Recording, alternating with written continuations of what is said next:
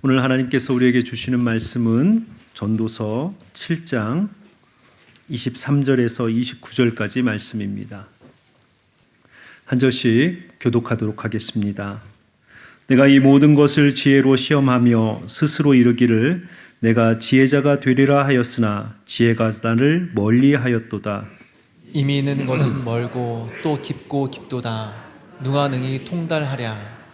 내가 돌이켜 전심으로 지혜와 명철을 살피고 연구하여 악한 것이 얼마나 어리석은 것이요 어리석은 것이 얼마나 미친 것인 줄을 알고자 하였더니 마음은 올무와 금을 같고 손은 포승 같은 여인은 사망보다 더 쓰다는 사실을 내가 알아내었도다. 그러므로 하나님을 기쁘게 하는 자는 그 여인을 피하려니와 죄는 그 여인에게 붙잡히리로다. 전도자가 이르되 보라 내가 낱낱이 살펴 그 이치를 연구하여 이것을 깨달았노라. 내 마음이 계속 찾아보았으나 아직도 찾지 못한 것이 이것이라. 1000사람 가운데서 한 사람을 내가 찾았으나 이 모든 사람들 중에서 여자는 한 사람도 찾지 못하였느니라. 함께 읽겠습니다. 내가 깨달은 것은 오직 이것이라. 곧 하나님은 사람을 정직하게 지으셨으나 사람이 많은 꾀들을 낸 것이니라. 아멘. 오늘은 지혜로 깨닫는 우리의 삶의 한계와 현실이라고 하는 말씀을 가지고 우리가 살아가고 있는 우리의 세상 그리고 우리의 인생을 한번 오늘 이 말씀으로 살펴보고자 합니다. 인생을 살다 보면 가장 이해할 수 없는 것이 사람입니다. 그래서 정말 그 깊은 물길 다 알아도 한길 사람 속 모른다라고 이야기하면서 사람을 아는 것이 가장 어려운 것 같습니다. 그리고 더 이해할 수 없는 것은 그 사람들이 살고 있는 이 세상이라는 곳입니다. 심지어는 평생을 같이 살았던 부부도 죽을 때까지 서로를 잘 알지 못하고 살아가기도 합니다. 또한 내가 내 속으로 낳은 내 자식도 잘 안다고 생각했지만 내가 모르는 자녀의 모습을 이후에 발견하고 부모님들이 많이 놀라고 또 때로는 회개하기도 합니다. 어쩌면 이렇게 알 수 없는 세상을 살아가면서 내가 잘 알지 못하는, 내가 가장 알 수 없는 것이 내 자신이고 내 인생인지도 모릅니다. 내가 나를 잘 안다고 생각하고 내가 살아온 인생을 내가 잘 안다고 생각하는데 정작 자신과 자신의 인생을 객관적인 면에서 가장 모르는 사람이 나 자신입니다. 오늘 전도자는 이러한 인간의 한계를 설명하면서 지혜를 통해서 우리의 인생을 살펴보면 우리가 분명히 알 수 없는 우리의 삶의 영역이 있고 그리고 우리가 알 수 있는 삶의 영역이 있다라고 이야기를 합니다.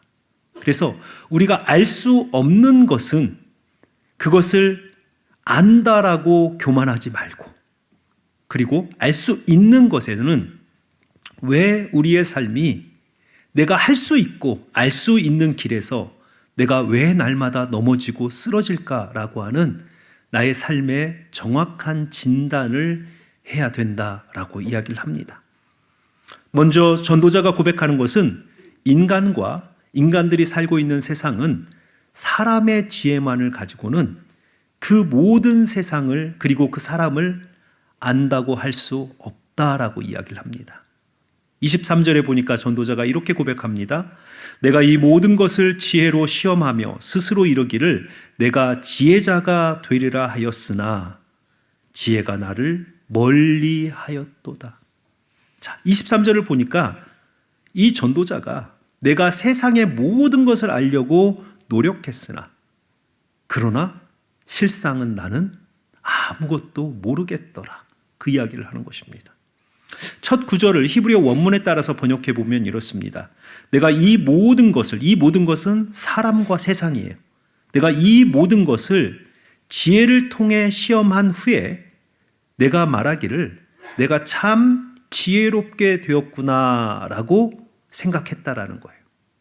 그리고 내가 이제 지혜를 가졌다라고 생각했다라는 거예요. 그런데 실상 내가 얼만큼 아는가라고 딱 펴보니까 이미 지혜는 내 손에서 떠나고 멀리 떨어져 갔더라. 그 이야기를 합니다. 전도자는 이 세상 누구보다 공부를 많이 한 사람이고 세상의 이치와 원리를 많이 알고 있었던 그러한 사람입니다. 그렇기에 그는 자신이 이 정도 연구를 하였으면 내가 어느 정도 이제 세상을 아는 지혜자가 되었다라고 생각했다라는 것입니다. 그러나 현실은 달랐습니다. 그는 지혜를 얻었다고 생각했는데 지혜는 그 전도자의 사고와 생각보다 훨씬 멀리 있었고 그가 알았던 세상은 세상의 전부가 아니고 아주 조금이었던 것이죠.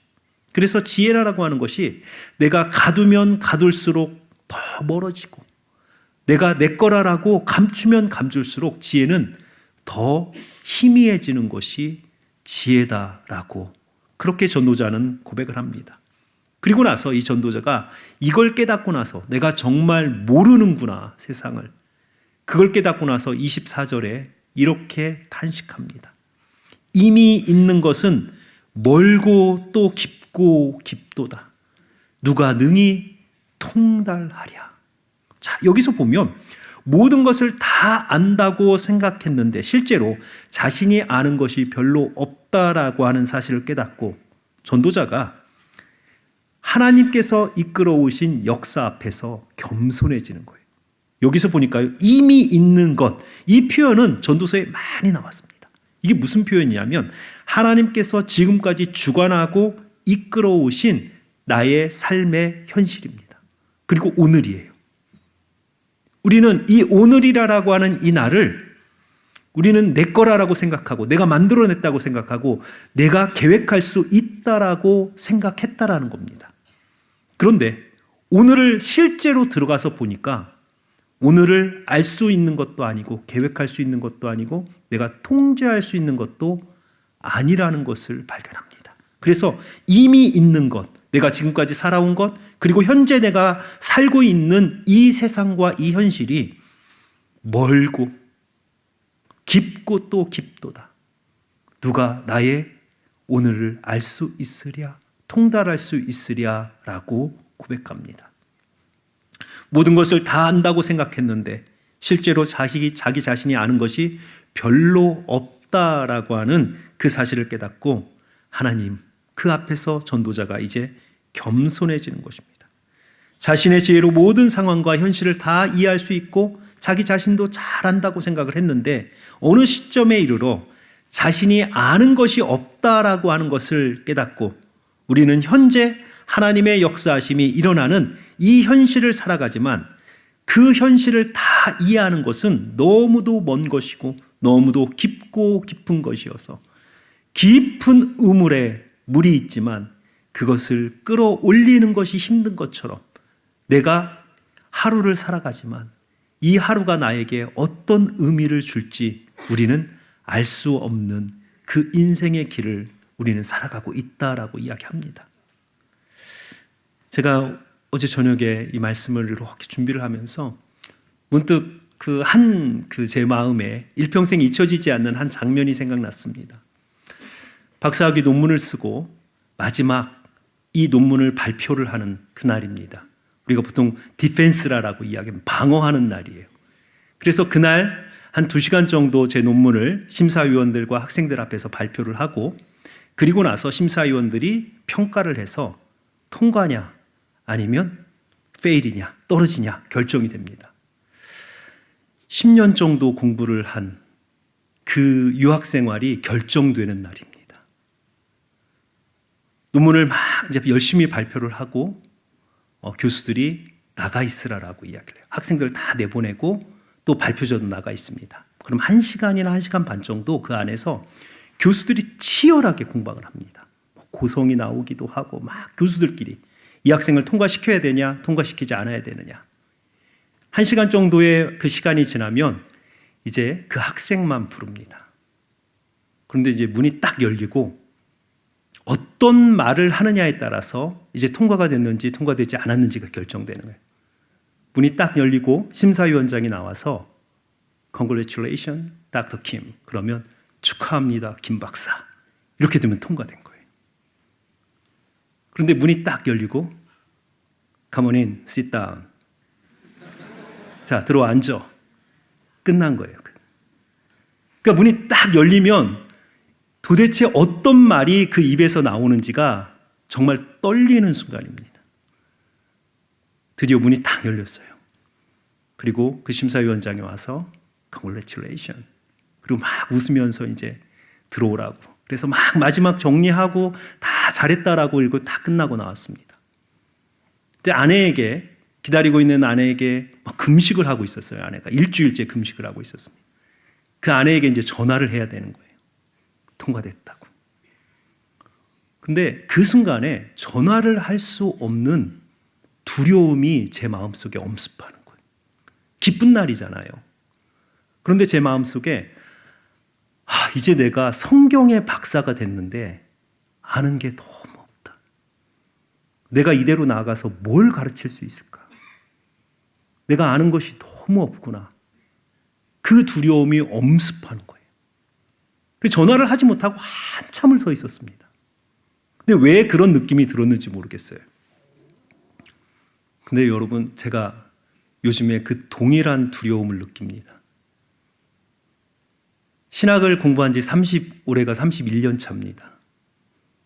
신학교에서 학생들과 목사들에게 성경을 어떻게 설교하고 어떻게 가르쳐야 되는지를 11년 가르쳤습니다.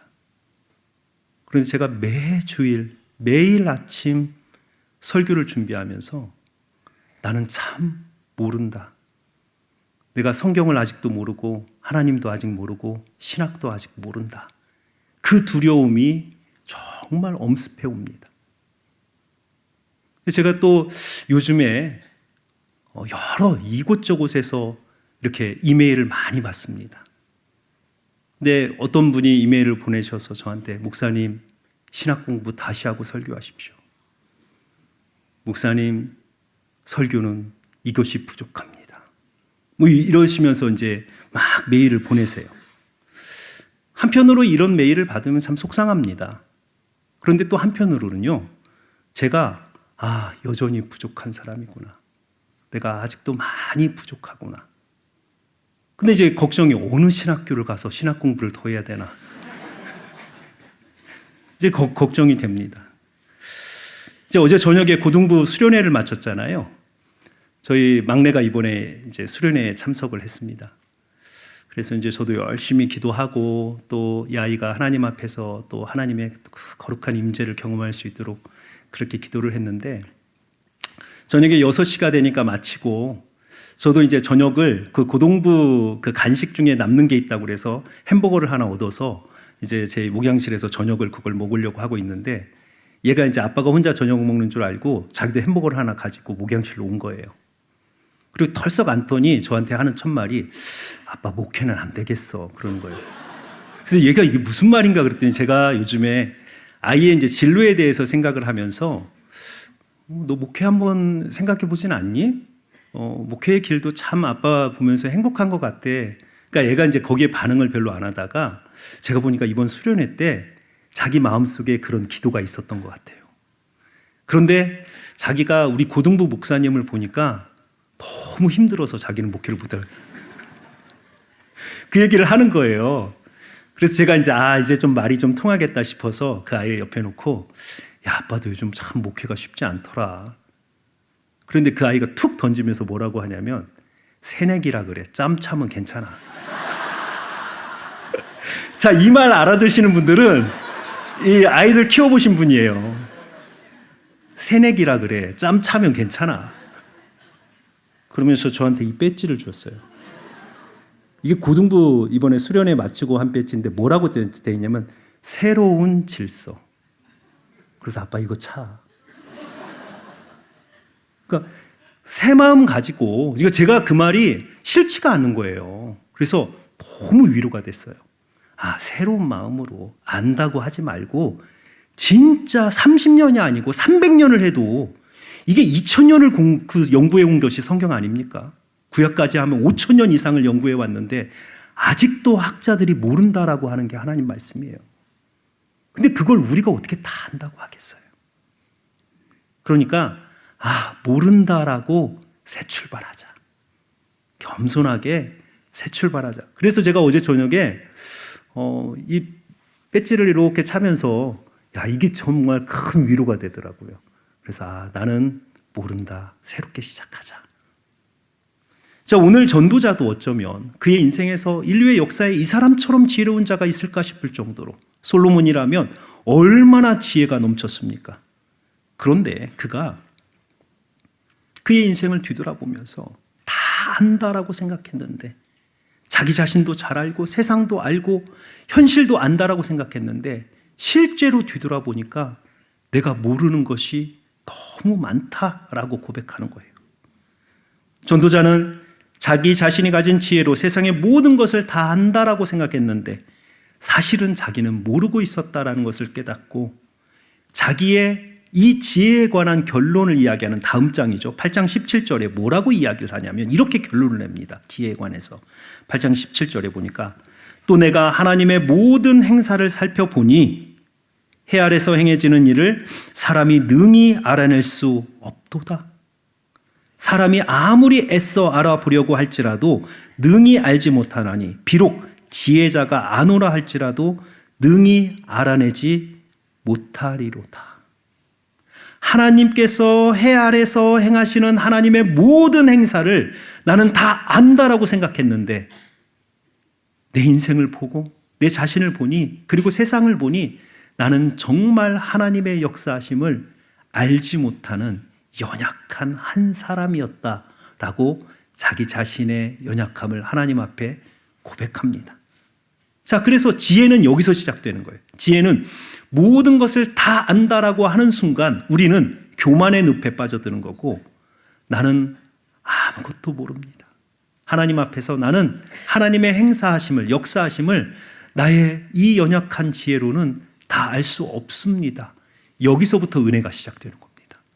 자, 이렇게 먼저 자기 자신의 인생을 뒤돌아보면서 내가 깨달은 것 첫 번째, 나는 하나님께서 내 자신의 인생과 나의 삶과 이 세상의 역사하심을 나는 알지 못합니다. 내가 착각했습니다라고 하나님 앞에 고백하면서 그의 전도서 지혜를 시작합니다. 그리고 나서는 여기서 만약에 전도서가 그쳤다면 전도서는 그냥 세상 모른다 이렇게 결론이 나는 책일 거예요. 그런데 전도자는 우리가 알 수 없는 것은 하나님의 행하심이라면 우리가 알 수 있는 것은 내가 죄악에 빠져드는 이유, 내가 스스로 불행해지는 이유는 내가 인생을 살펴보니 알 것 같다라고 이야기하면서 자기가 자기의 인생을 뒤돌아보면서 내가 왜 불행한 인생을 살았는지는 알 것 같습니다라고 이야기하면서 자기가 인생을 뒤돌아보면서 발견한 자기의 삶의 세 가지의 실수 혹은 세 가지의 원리를 우리에게 보여줍니다. 자, 그래서 전도자가 우리에게 가르치는 이 세 가지의 원리를 우리는 배우면 우리는 이 세 가지의 실수를 하지 않고 보다 더 하나님께로 가까이 나아갈 수 있는 그러한 지혜를 배우게 됩니다. 25절을 보니까 전도자가 이렇게 고백합니다. 내가 돌이켜 전심으로 지혜와 명철을 살피고 연구하여 깨달은 것이 뭐냐면 악한 것이 얼마나 어리석은 것이요 어리석은 것이 얼마나 미친 것인 줄을 알고자 하였더니. 자, 전도자가 지혜와 명철을 통해서 살핀 것은 결국은 하나님의 일은 나는 모른다. 왜냐하면 나는 인간이고 하나님은 높으신 분이고 크신 분이기 때문에. 그러나 내가 아는 것은 이 땅에서 내가 살아가면서 내가 만들어내는 어리석음과 악함과 그리고 그것이 만들어내는 미친 것은 내가 알 수 있다라고 하는 것입니다. 그래서 전도자는 하나님의 행하심이 선한 것이라면, 우리는 그 선함의 넓이와 깊이는 알 수 없다면 우리가 행하는 악은 그 근원과 이유와 결과를 우리는 분명히 알 수 있고, 그것의 최종적인 악의 시작과 끝은 결국 미친 것이다라고 이야기합니다. 여기서 미친 것이라고 번역된 이 단어는 병든 것입니다. 병든 것. 그러니까 하나님께서 원래 사람을 만드시고 원래 세상을 만드셨던 그 아름다움에서 사람이 마음도 병들고 육신도 병들고, 세상에 하나님께서 만드시고 보시기에 심히 좋으셨다라고 만든 세상을 사람이 그 가운데 들어가서 혼돈케 하고 무질서하게 하고 죄악이 가득하게 만들어서 정말 병든 세상을 만들어낸 것이다 라고 이야기를 합니다. 그래서 하나님의 창조 질서와 아름다움이 무너진 세상을 미친 것이다 라고 이야기를 합니다. 그리고 이러한 미친 세상을 만들어낸 그 이유에 대해서 전도자는 세 가지를 우리에게 가르칩니다. 첫 번째, 죄악의 삶으로 유혹하는 여인은 사망보다 더 고통스러운 결과를 가져온다는 것이 삶의 현실이라는 것입니다. 전도자가 인간의 악과 어리석음을 살펴보며 가장 먼저 발견한 것은 죄로 유혹하는 여인이 있다는 것과 그 여인이 가져오는 결과가 죽음보다 쓰다는 것입니다. 26절을 보면 이렇게 설명합니다. 마음은 올무와 금을 같고 손은 포승 같은 여인은 사망보다 더 쓰다는 사실을 내가 알아내었도다. 그러므로 하나님을 기쁘게 하는 자는 그 여인을 피하려니와 죄인은 그 여인에게 붙잡히리로다 라고 이야기합니다. 자, 이곳에서 전도자가 말하고자 하는 것은 인간의 잘못된 선택이 삶의 고통을 가져온다라는 것입니다. 그리고 인간의 잘못된 선택의 가장 대표적인 잘못된 선택을 배우자 선택에 놓는 거예요. 이것은 우리가 잠언과 전도서가 한 쌍으로 읽어야 돼요. 어떤 사람이 잠언만 읽으면요, 굉장히 교만해집니다. 그리고 전도서만 읽으면 굉장히 침체하고 굉장히 우울해집니다. 그래서 잠언과 전도서는 한 세트예요. 그래서 지금 전도자가 이야기를 하는 것이 뭐냐면 잠언에서 아버지가 아들에게 가르치는 가장 큰 지혜는 배우자 선택의 지혜입니다. 그리고 이 배우자 선택에 있어서 아버지는 아들에게 두 종류의 배우자를 앞에 둡니다. 첫 번째 배우자는 예뻐요. 그리고 미련해요. 그리고 음란해요. 그 사람들은 앞에 예뻐요가 있으면 그 다음에 미련하고 음란함은 안 보는 거예요. 그리고 또 하나의 배우자는 지혜롭고 현숙합니다. 그런데 사람들 눈에 띄지 않고 잘 준비된 여인이에요. 9장에 보면 이 여인이 혼자 집을 짓고 음식을 만들고 그 다음에 그 포도주를 만들어서 사람들을 초청하는 준비된 여인입니다. 이 두 여인을 이 아들의 배우자로 놓고 아버지는 끊임없이 왜 미련한 여인, 음란한 여인을 선택하면 안 되는지, 왜 현숙하고 지혜로운 여인을 선택해야 되는지 잠언에 계속 반복적으로 이야기를 합니다. 전도자가 지금 그 잠언의 가르침을 가지고 와서 인생은 끊임없는 선택의 지혜가 필요하다는 거예요. 1차적으로는 배우자 선택이 맞습니다. 그러나 이것을 포괄적으로 이야기하면 배우자뿐만 아니고 우리에게는 두 가지 길이 있다는 거예요. 우리 마음에, 우리 눈의 정욕에 너무도 예쁘고 그곳으로 가면 정말 성공할 것 같고 거기에는 행복이 있을 것 같은 내 마음을 흡족하게 하는 그러한 인생의 선택. 또 하나의 선택은 지금 내 눈에는 그것이 막 화려해 보이고 성공해 보이지는 않겠지만 그 길이 하나님께서 나에게 열어주신 길, 수수하고 그러나 굉장히 그 길에 행복이 있는 그 하나님이 나에게 주신 오늘 하루, 특별하지 않지만 오늘 나에게 직장을 주시고 가정을 주시고 건강을 주시고 그래서 살아가도록 만드신 그 아주 준비된 하나님의 은혜가 준비된 그 하루, 이 두 가지의 길이 있는 거예요. 그래서 이 아들은 이 두 길 가운데서 하나의 인생의 길을 선택해야 되는 것입니다. 잠언은 우리에게 끊임없이 이 선택의 지혜를 우리에게 말합니다. 전도자가 오늘 왜 세상이 망가졌느냐, 왜 세상이 미쳤느냐 라고 하는 이 이야기에 대해서 첫 번째, 잘못된 선택을 했기 때문이다 라는 거예요. 그러면서 이 잘못된 선택이 하나의 어떤 그림처럼 모여지는 것이 잠언 7장이거든요. 잠언 7장 22절에 보면 이렇게 잘못된 선택을 한 사람의 인생이 어떻게 되는지를 7장 22절에 보면 이렇게 이야기합니다. 젊은이가 곧 그를 따라갔으니, 여기서는 그는 음란한 여인이에요. 유혹하는 여인. 젊은이가 곧 그녀를 따라갔으니 소가 도수장으로 가는 것 같고 미련한 자가 벌을 받으려고 스스로 쇠사슬에 매이러 가는 것과 같도다.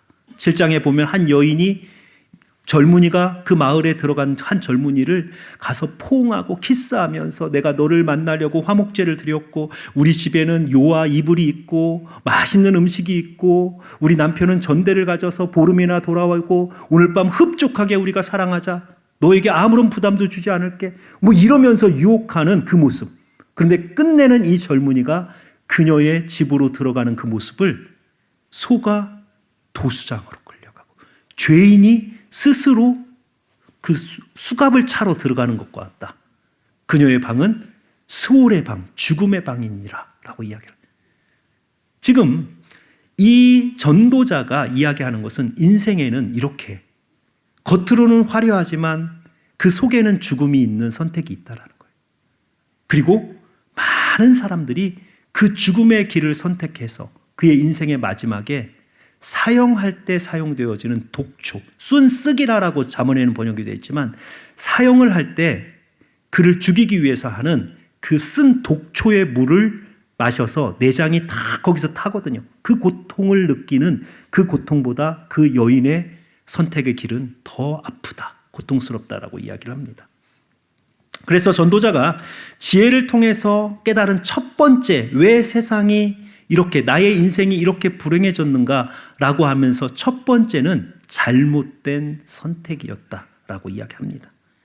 그래서 지혜로운 자는 가장 큰 지혜가 악한 길이 보이면 그 길을 멀리 돌아가는 것이고 어리석은 자는 악한 길이 보여도 별일 있겠어 하고 들어가는 자라고 이야기합니다. 잠언 22장 3절에 보면 이렇게 이야기합니다. 슬기로운 자는 재앙을 보면 숨어 피하여도 어리석은 자는 나가다가 해를 받느니라. 결국은 지혜는 악이 눈에 보이면 그 길이 아무리 화려해도 그 길에 들어서지 않는 선택을 하는 것이 지혜라는 것입니다. 우리의 인생에서 우리는 수없이 많은 선택을 합니다. 하루에 사람이 평균 3,000번 선택한다고 합니다. 오늘 아침부터 지금까지 여러분 정말 많은 선택을 무의식적으로 하셨을 것입니다. 저도 오늘 고민된 선택이 하나 있었는데 넥타이였어요. 이것과 맞춰보려고 넥타이를 막 여러 개를 아침에 그 바쁜 와중에 새벽 기도까지 나와야 되는 막 여러 개를 해본 거예요. 많은 선택을 하루 종일 하면서 살아가는 거예요. 그런데 많은 경우에 우리가 사람의 눈과 사람의 마음을 만족시키는 그 선택을 해가면서 우리는 스스로 재앙의 길에 들어가고 있다는 거예요. 하나님의 뜻을 생각하고 하나님이 내 인생 가운데서 성실하게 열어놓으신 그 길을 선택하기보다는 어떻게 하면 더 크게, 더 많이, 더 화려하게 살아가고자 하는 그 선택의 인생에 내 마음의 그 욕망을 채워주는 그 선택의 길을 우리는 끊임없이 하고 있다는 것입니다. 바로 우리가 불행해지는 가장 큰 이유가 바로 이 마음의 정욕을 따라 하는 이 선택이 우리에게는 결국 죽음과 같이 쓴 고통을 준다라고 하는 것입니다. 이 말씀을 그대로 예수님도 그대로 받아서 산상수훈에서 뭐라고 말씀하냐면 이 선택을 예수님은 보다 더 명확하게 어떤 문으로 들어갈래? 라고 이야기를 하면서 마태복음 7장 13절과 14절에 보면 이렇게 이야기합니다. 좁은 문으로 들어가라. 멸망으로 인도하는 문은 크고 그 길이 넓어 그리로 들어가는 자가 많고 생명으로 인도하는 문은 좁고 길이 협착하여 찾는 자가 적음이라 라고 이야기합니다. 그러니까 우리 눈에 보이는 그 길은, 좋아 보이는 길은 항상 넓고 화려한 길이에요.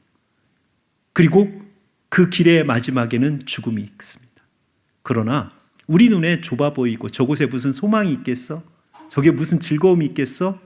이런 길에는 좁고 협착하지만 그 길에는 생명이 있다라고, 인생은 결국 선택이다라고 예수님도 우리에게 말씀하시는 거예요. 그래서 인생에서 굉장히 행복과 불행, 그리고 우리의 인생의 생명과 죽음을 결정하는 것이 전도자가 보니까 선택이었다라는 거예요. 그래서 그 선택을 하기 위해서 우리는 끊임없이 우리가 부족하기 때문에, 우리의 지혜로는 안 되기 때문에 하나님의 지혜를 구하는 것이고, 하나님의 지혜인 예수 그리스도 앞에 나와서 우리 인생이 어느 곳으로 가야 될지 매일 우리는 기도하고 묻고 가야 되는 것이라는 것입니다. 두 번째, 전도자가 발견한 것은 사람들이 그렇게 많은데 진짜 좁은 문으로 들어가는 참된 지혜자가 없다라고 하는 거예요.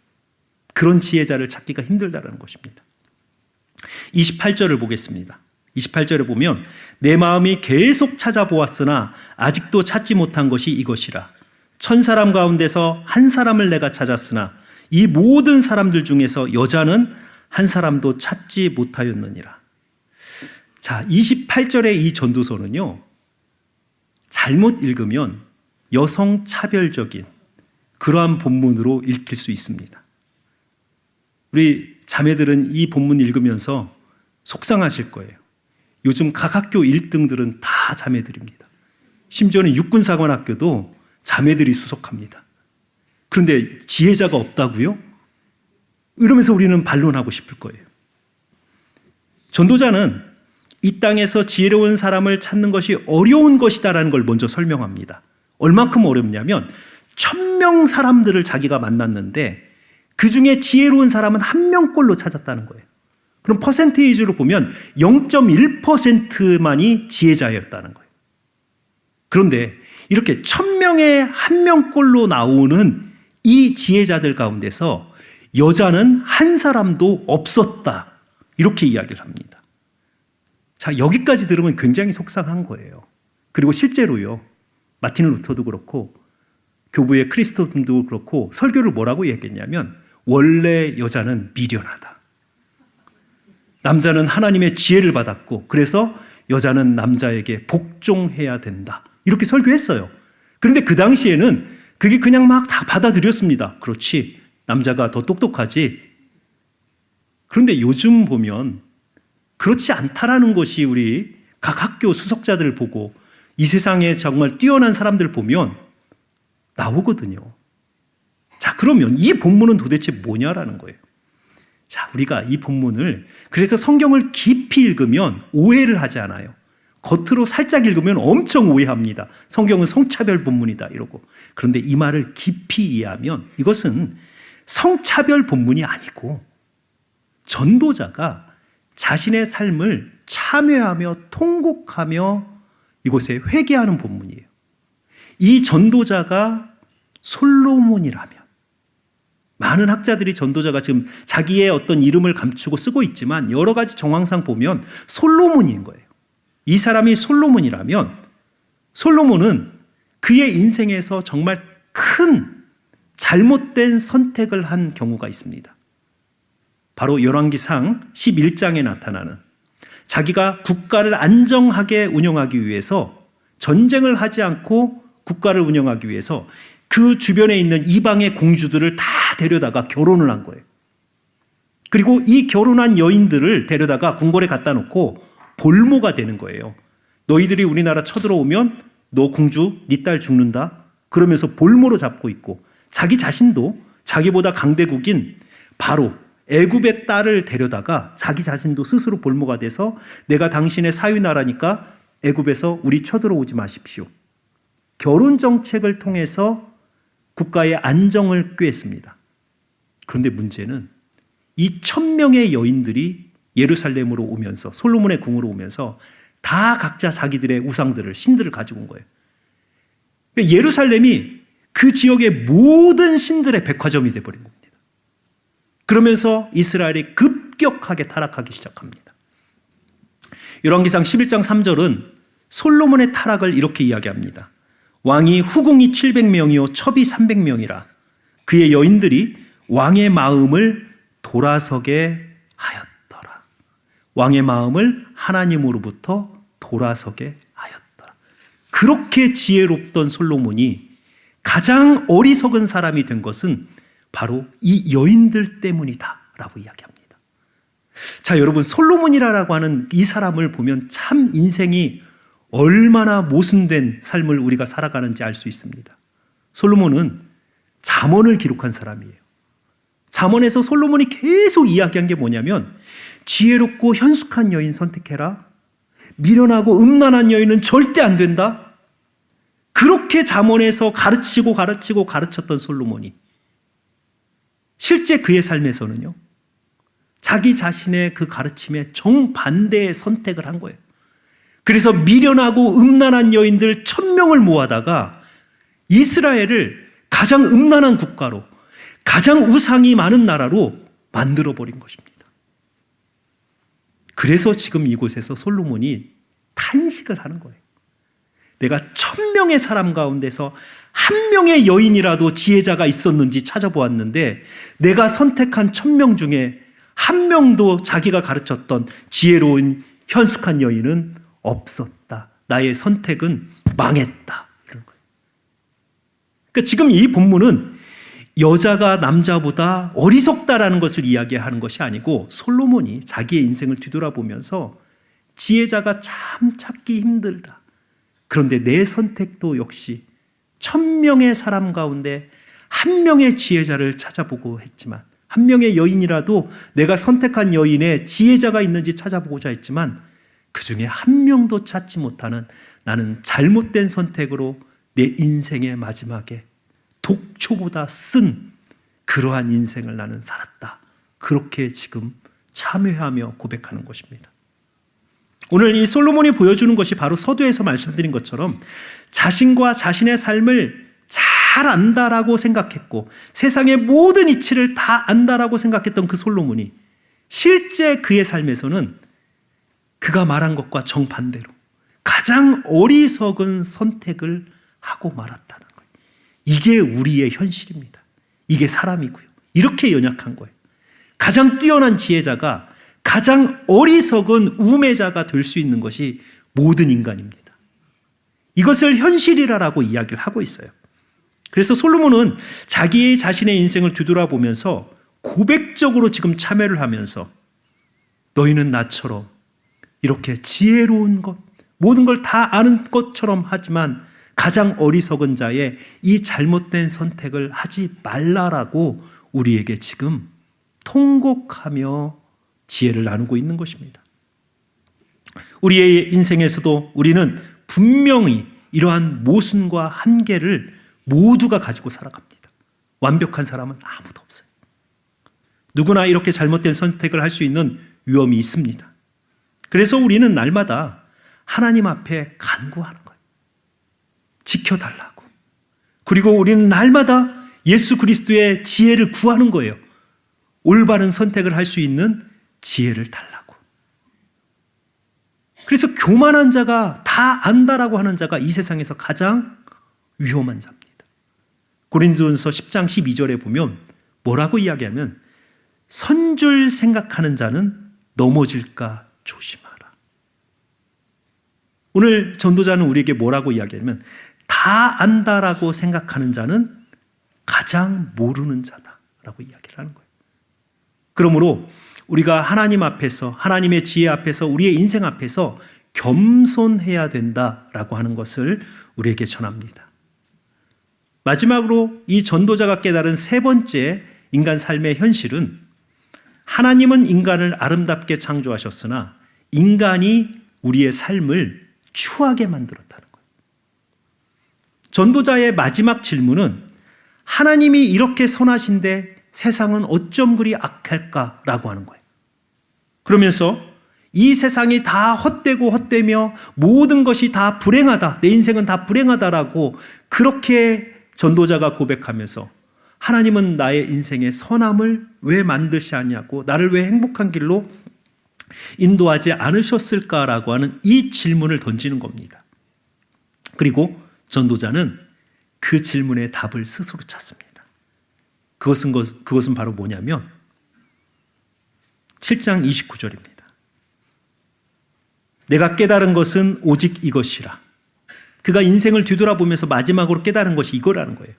곧 하나님은 사람을 정직하게 지으셨으나 사람이 많은 꾀들을 낸 것이니라. 이것 때문에 이 세상이 미친 것이다, 병든 것이다, 이렇게 이야기를 하고 있습니다. 자, 이곳에서 많은 꾀라라고 하는 이 단어를 우리가 주목할 필요가 있어요. 잔머리가 아니고 이곳에서 많은 꾀는 많은 계획입니다. 하나님은 세상을 분명하게, 곧게, 바르게, 정직하게 만드셨으나 사람은 우리의 인생에 스스로 많은 계획과 염려와 근심을 가지고 내 인생을 자꾸 옆으로 이끌고 가는 거예요. 하나님의 길은 분명하고 어쩌면 단순합니다. 그런데 우리는요, 내 인생에 스스로 많은 생각을 가지고 많은 계획을 가지고 우리의 인생을 근심과 염려를 가지고 살아가다 보니까 내 인생이 병들어 간다는 거예요. 하나님의 길은 제가 지금까지 살아본 그 인생을 뒤돌아보니까요, 하나님의 길은 분명하고 선명하고 직선입니다. 오늘 하루 하나님께서 우리에게 주신 것이 가장 하나님이 정직하게 바르게 직선으로 우리에게 주신 하나님의 길입니다.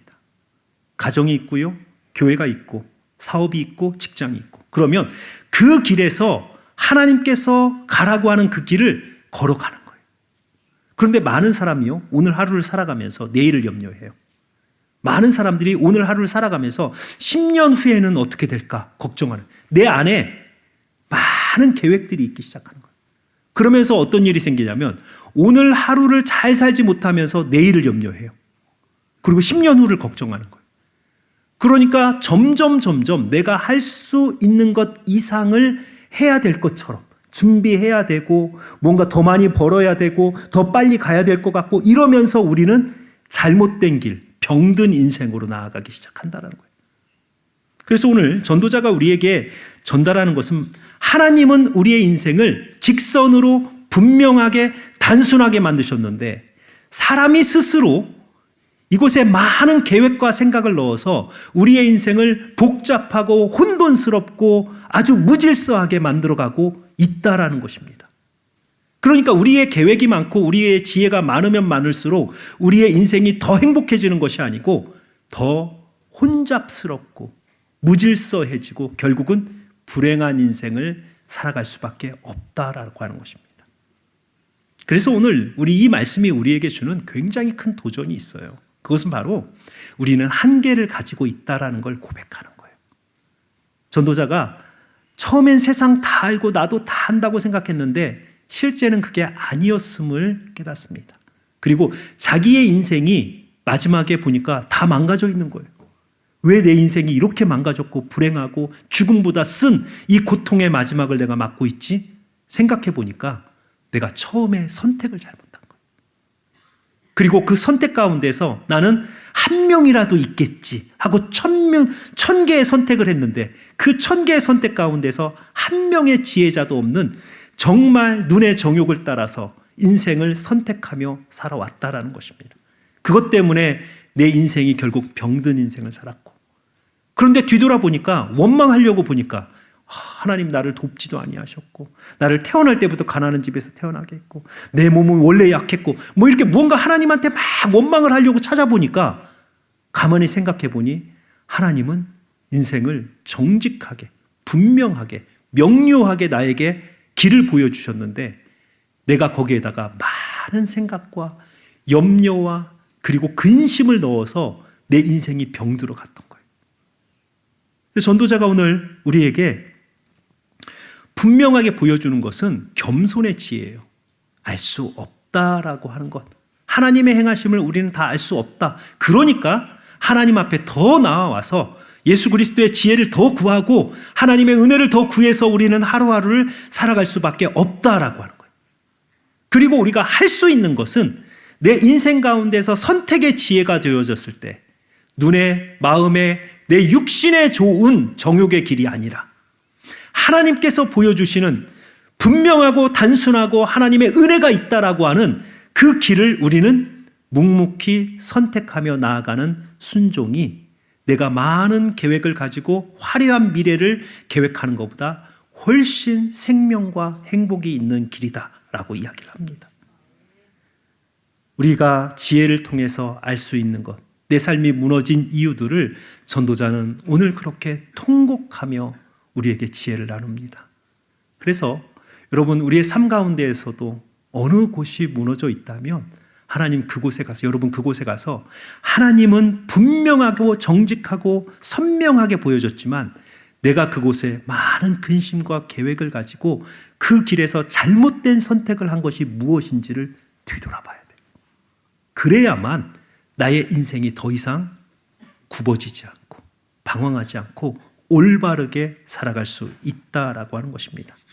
오늘 전도자가 우리에게 주는 이 도전이 저와 여러분에게 다시 한번 우리가 하나님께로 돌아가야 되고 다시 한번 예수 그리스도의 지혜를 구하면서 날마다 하나님의 그 은혜대로 살아갈 수밖에 없다라고 하는, 우리의 인생이 그렇게 연약하다라고 하는 그러한 우리의 현실을 깨닫게 하는 주의 말씀이 되시기를 주님의 이름으로 축원합니다.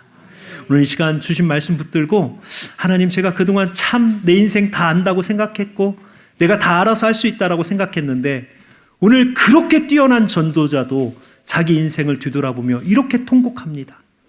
하나님, 저도 교만하지 않도록 도와주십시오. 내가 안다라고 하는 그곳에 나는 가장 모르는 자일 수 있습니다.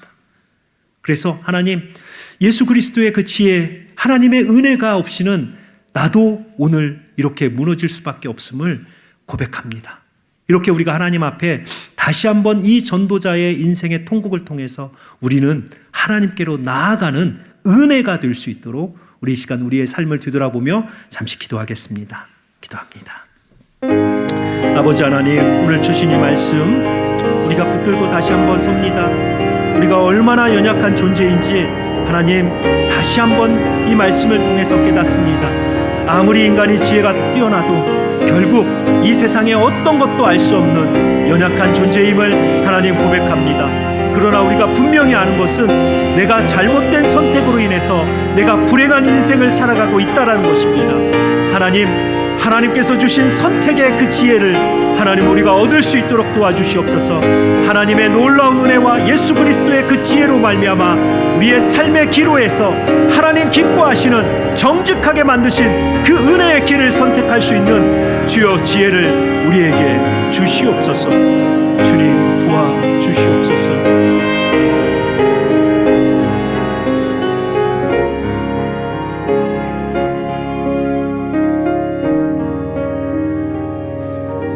아버지 하나님, 은혜를 감사합니다. 오늘 전도자의 이 통곡의 지혜를 통해 하나님, 우리도 하나님 앞에 내가 얼마나 연약한 존재이고 내가 잘한다라고 하는 나의 인생도, 내 자신도 나는 결코 알지 못하고 내가 안다라고 하는 그때가 내가 가장 위험한 때임을 하나님 깨닫게 하여 주시옵소서. 그래야여 하나님, 내가 인생 가운데 중요한 선택을 할 때마다 하나님의 은혜를 구할 수 있도록 도와주시옵소서. 이 모든 말씀 예수님 이름으로 기도합니다. 아멘. 630장 찬양하겠습니다.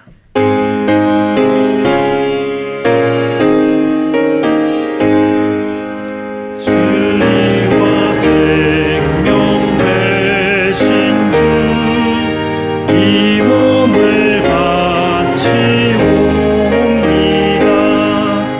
믿음과 소망 사랑에 한 마음 되게 하소서. 아멘. 이제는 주 예수 그리스도의 은혜와 성부 하나님의 감당할 수 없는 사랑하심과 성령 하나님의 내조하심과 교통하심이 오늘 이곳에서 내가 내 자신과 인생을 다 안다라고 하는 그 교만을 벗어버리고 하나님의 은혜와 예수 그리스도의 그 지혜를 구하며 이제는 주께서 주시는 그 지혜로 올바른 선택을 하기로 결정하는 하나님의 백성들 머리 위에 이제로부터 영원히 함께 있어지이다. 아멘.